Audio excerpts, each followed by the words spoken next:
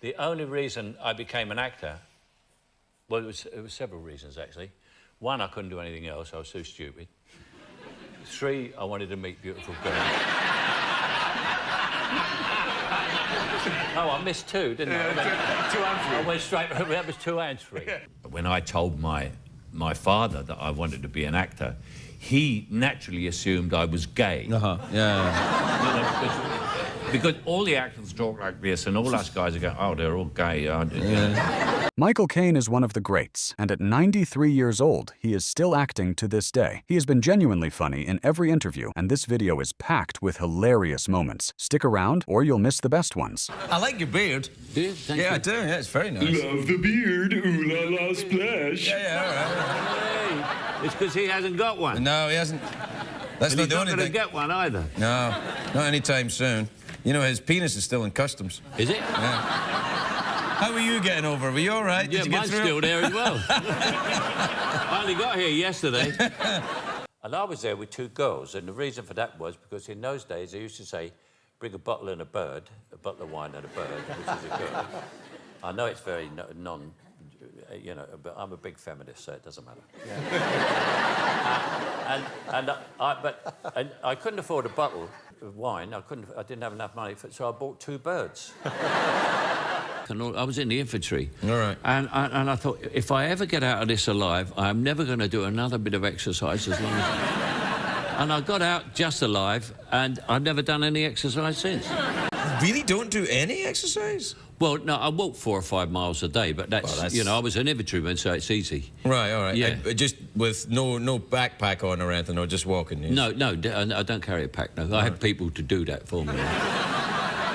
Caine became an unexpected sex symbol in the 1960s. He was never shy about it, and rightly so. Naturally, he had a lot of stories to share. Hookers, no. I've never been with hookers. I was always so conceited, I couldn't pay for it. Yeah. Actors are very... She should be paying me. Yeah. Well, no, I mean, I remember we used to do love scenes where, they're always artificial. Either the girl is topless, right, and her boobs are out, and no one's looking at you, they're looking at their tits. Yeah? The first thing is, I've always wanted to kiss Audrey Hepburn. She's beautiful. I'm not going to give this to you. Aren't you? All right, well, I'll take you home with it. Not until... I mean, you're a sex symbol where women would just, you know, is it hard for you mentally to adjust to that?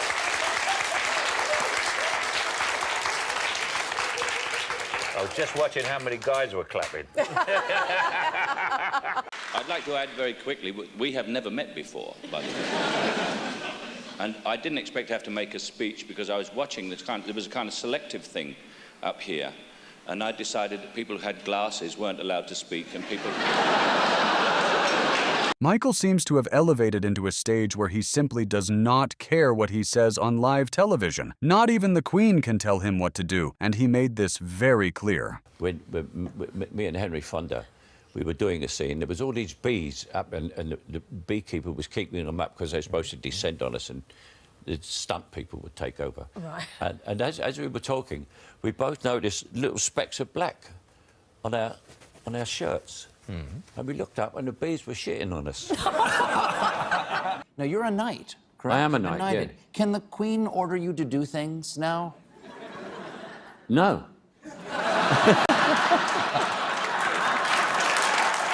Then what good are you? Yeah. You know when you see those talk shows, you know the guy's been prepared his questions and all that. That gets really dumb, doesn't it? We all wanted you to be in Monty Python, but we got stuck with John Cleese. Would you have liked to have been in Monty Python, and which part would you like to have played? I think you were bloody lucky to get John Cleese. And so one of the great enemies of the actor, obviously, is inhibition. I mean, when you go to drama school, they make you do stupid things that just so you don't make a fool of yourself and you don't care, like I'm doing now. Exactly. Yeah. You see, I don't care. Caine's always ready to give advice to someone who's in need. There are times where he is spot on, and other times where he doesn't take it so seriously. That's how we should treat life after all. Don't answer the Queen. No. Because when she knighted me, she said to me, I have a feeling you've been in this business for a very long time. And I thought, I said, yes, I have, ma'am. Instead of saying, and so have you, haven't you? Never wear suede shoes. So I said, why? He said, because I just told you, you're going to be a star, kid. He said, and you're going to be in a gent's toilet taking a pee. He said, and the guy next to you is going to be taking a pee. He's going to look and he's going, Michael Caine.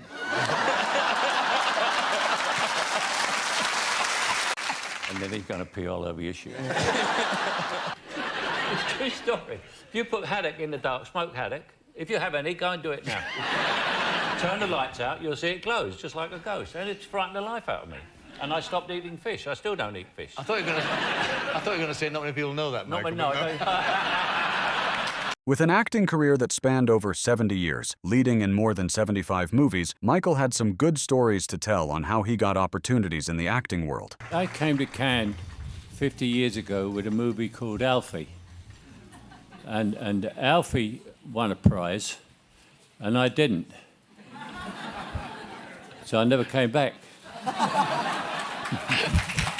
We want you to do a film. And I said, where's it going to be? He said, oh, it's going to be in the south of France. He said, and he said, if you do it, we'll get you a villa down there. We're 3 months down there, and we'll get you a villa. And I'm going, villa 3 months south of France?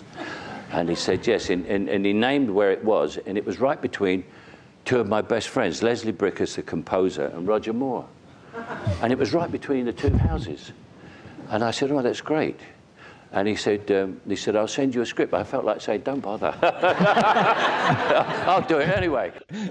When I got the Man Who Would Be King, I was in the George V Hotel in Paris. Yes. And the phone went, and I picked it up and said, Michael Caine. And I thought, that sounds like John Huston. I said, who is this? And I thought it was one of my mates doing me up, you know. And he said, I'd like to do a movie with you. Would you like to talk to me about a movie? And I said, yes. I said, I'll see you anywhere you like. He said, I'm in the bar in the Hotel de Gaulle next door. Come down. Almost all of his career, Caine's voice has been impersonated by thousands of people, even by renowned actors like Steve Coogan. His voice is very popular and has been on GPS devices for quite some time now. It's wonderful, actually, sitting here and listening to you talk, because, I mean, yours is the most impersonated voice in the business, isn't it? Oh, yeah, everybody. I can do it. Can you do it? Yeah. Hello, my name is Michael Caine. Did Mick try to do me? He did, and it was really bad, apparently. Oh, he wouldn't be able to do it. His lips are too thick. They've got me, you know, on the satellite navigation. Yeah.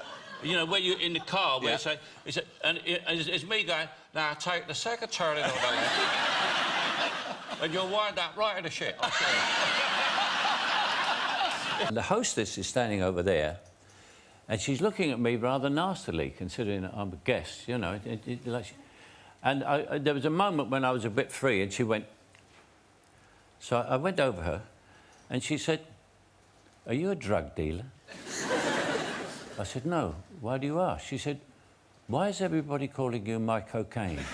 Michael has been married since 1973 with Shakira Caine, a woman he saw on a commercial, and decided he wanted to spend the rest of his life with her immediately. After 50 years of marriage, he had a lot of funny moments to share. And you were in love. I was instantly in love with her, and she was instantly in love with me, she assures me. I got married in Las Vegas. Really? Yeah. That must be a record then for the longest marriage that's happened in Las Vegas. People in Las Vegas, yeah. I don't know what happened. I mean, I got married in the little chapel on the green, which turned out to be 4 square feet of AstroTurf. Right, yeah, that was... I thought I was going to get like a village green in England. My wife is Kashmiri, Indian, and they had an Indian suite in there. Oh, that's nice. And they gave us it for our first night of our honeymoon. And I didn't know that in India, they put bells on the bed to make sure... her parents emigrated. She's Kashmiri. Oh. Yeah, she's a Kashmiri, yeah. That's rather nice. Yeah, never given me a pullover, though. The world has graciously given us Caine for 93 years. Since he didn't stop acting, the same questions kept popping up every interview, and sadly they all related to him getting old. However, he has a very good perspective on this. Why is it called youth? I wondered that. You know, I'm 82 years old. I'm the lead in a picture called Youth. people are going to be disappointed. But there was another line in there when I had this scene with the doctor, and he says to me, "How does it feel being old?" And my line in the script was, "I don't understand how I got here." And I thought to myself, neither do I.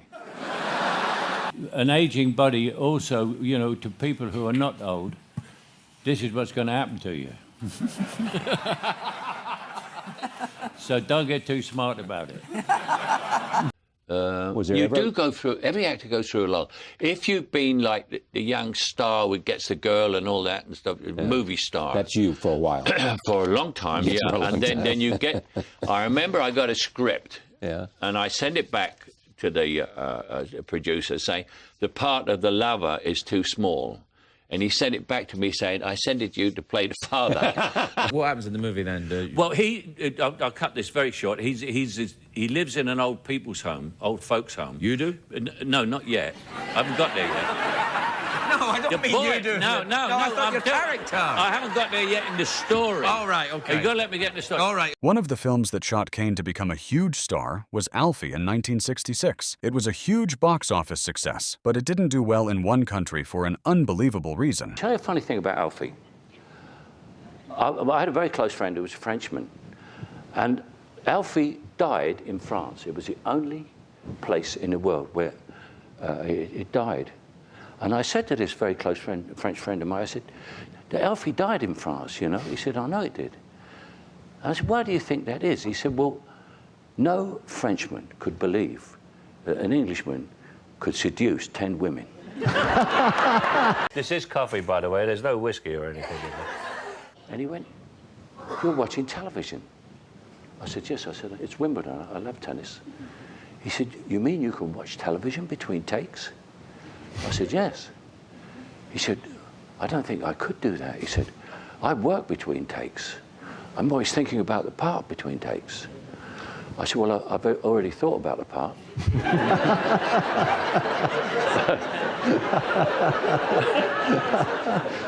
I said, and I thought I'd watch Wimbledon. Please leave a like on the video if you're still here. It would greatly help out the channel. If you want to get Michael at a hugely discounted rate, make him cry, or at least that's what he says next. And he loved the script. He said it to me and I was reading it. And halfway through, I rang him and I said, I'll do this movie. He said, you like the script? I said, well, I haven't finished it yet. He said, well, why are you phoning me before you finished? I said, because I've had a break. I thought I'd phone you during this break because I'm crying. Oh, yeah. And it was the only script I've ever read that made me cry. And I don't cry easily, believe me. I'd never cry. And I was all on my own, so I cried. Oh. And I rang him and I said, I'll do it. And then he got me cheap, you see. Yeah, no, of course. Because he felt I was vulnerable. We've been in New York publicising this. There's a premiere here and New York tomorrow. And New York? Yeah. That's clever. Yeah. But you're not going to both of them? No. No. Are you going to either of them? No. Oh, I see. It isn't a comedy. Don't go to this movie if you haven't been already. No. Don't go thinking it's a comedy. This is not a comedy. Michael, this is not a comedy. I keep telling you, it's not Let me a comedy. put it this way. It's a very funny drama. Is that better? All jokes aside, Michael Caine is a great person. The first thing he did when he started getting money was to bring up his family beside him. This takes a heart of gold and a strong willpower to do 75 movies and more, just to keep all of the big family fed. My attitude to money is that starting in poverty, of course, I had an impoverished family, is I shared it, you know. Everyone got a house, everyone got everything, you know, and it's been the greatest pleasure of my life to be able to do that for everybody, you know. You never thought of being an actor because you didn't, first of all, you didn't talk properly. Everybody said that to me. You know, you didn't talk properly, but I kept the accent in the hope that it would sort of break down the class barrier and say to young people like myself, you can do it. You don't have to be an actor. Anything you can do. It doesn't matter how you speak.